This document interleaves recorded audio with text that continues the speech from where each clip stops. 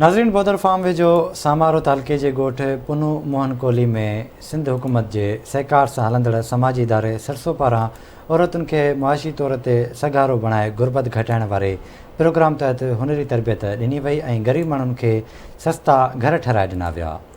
तफ़सील ॿुधाए रहियो आहे जानिब दलवाणी।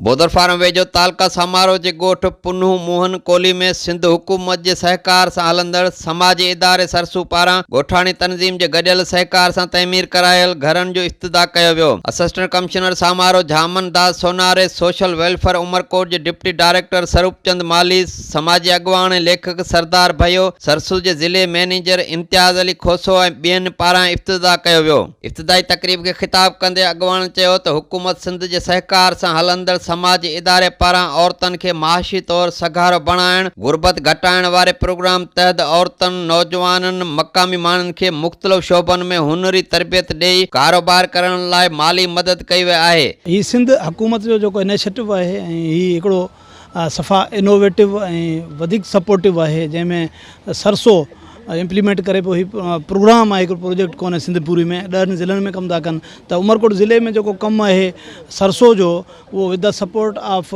सिंध गवर्नमेंट ऐं हिते जेके गुरबत घटाए जे हवाले सां जेके इनिशिएटिव वरिता आहिनि, उनमें ख़ासि तौर ते जेके आहिनि ग़रीब, जेके मिसकीन, सफ़ा ॾुतरिल जेके माण्हू आहिनि उनखे घर ॾियणु तमामु सुठो प्रोग्राम थियो।